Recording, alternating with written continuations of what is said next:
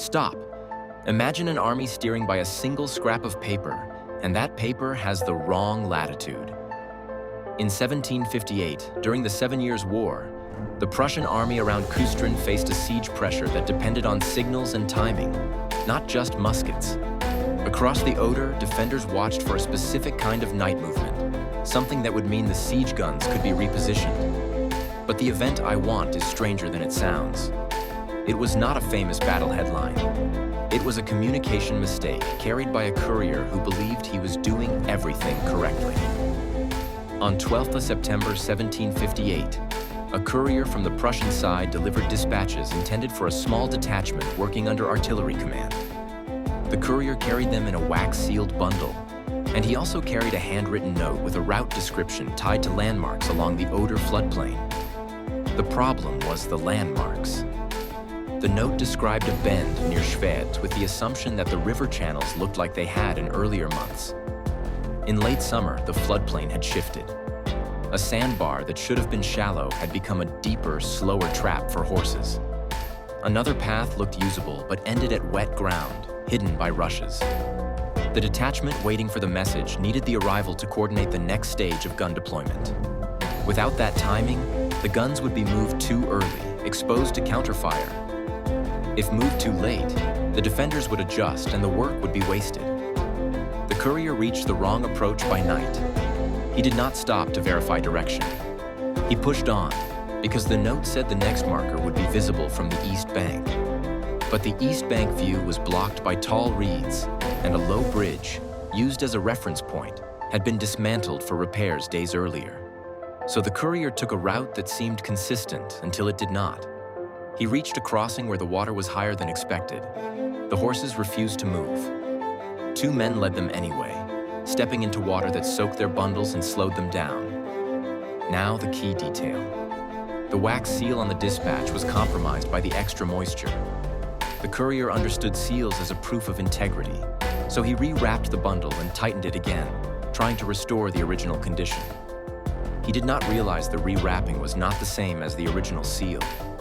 When he finally arrived, the officer in charge of the detachment did something cautious. He had been trained to reject tampered dispatches. The courier explained the delay and showed the bundle. The officer still compared it with the expected seal pattern and the known impression made by the courier's wax stamp. The officer saw differences in the impression. The edges were slightly smeared, and there was a second layer of wax. That meant the message could be authentic but altered by handling. In a siege where a wrong order could ruin an artillery cycle, the officer could not risk reading it immediately. He ordered the courier to sit while he checked the seal record. That task took time. Meanwhile, daylight approached. The artillery crews had been told to stand by through a narrow window.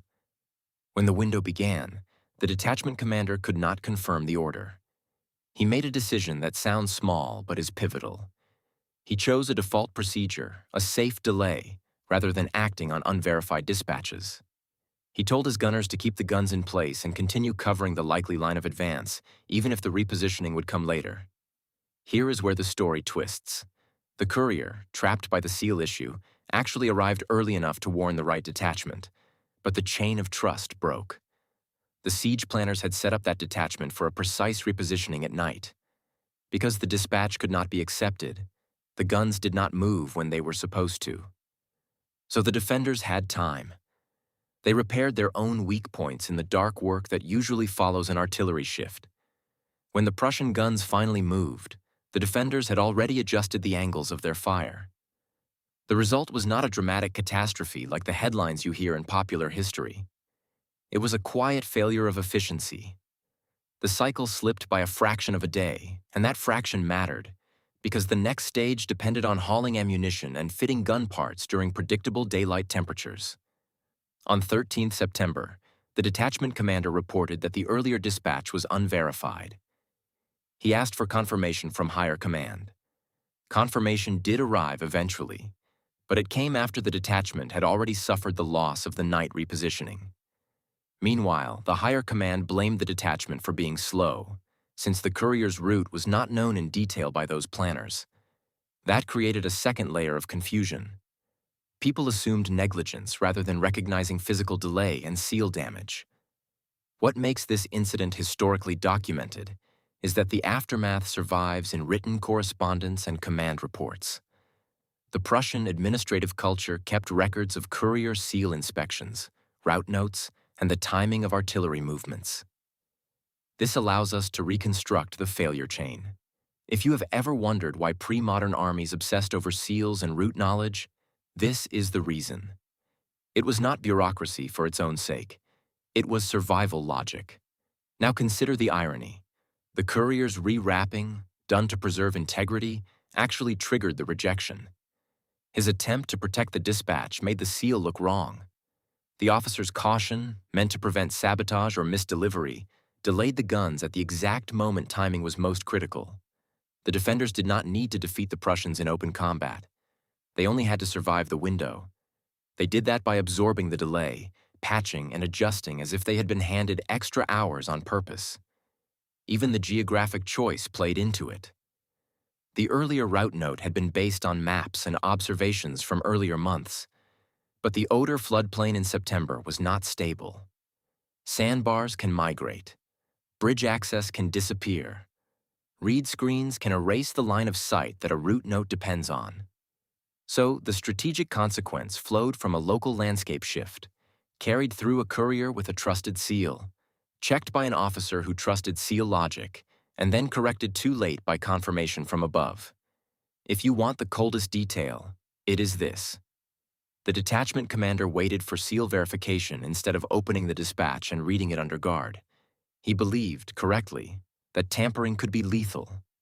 But he also assumed that any altered seal would be accompanied by clear evidence of hostile intent. He did not expect that weather and moisture would change wax texture and stamp clarity enough to trip the protocol. In a sense, both sides behaved intelligently within their procedures. The courier did his best to keep the message intact. The officer did his best to avoid acting on a potentially compromised order. The defenders did their best to capitalize on the gap. This is what makes the moment feel obscure yet real. It is not about a heroic charge. It is about the fragile link between information and action in a world where a map could be correct yesterday and wrong tomorrow. On 14 September, new orders finally allowed the Prussian guns to proceed with the later repositioning. By then, the defenders had already regained confidence in their lines. The Prussians continued the siege work, but the delay reduced the pressure they could apply during the chosen window. So if you ever hear the easy story that wars were decided only by brute force, remember Küstrin, the Oder floodplain, and one courier's sealed bundle that looked slightly different after water soaked it. The guns were ready to move, the men were ready to work, but one wax impression changed the outcome of a night shift. And that is the surprising twist. The dispatch itself was not proven wrong, but it was rejected because it looked wrong. In siege warfare, appearance of integrity can be as decisive as the intelligence inside.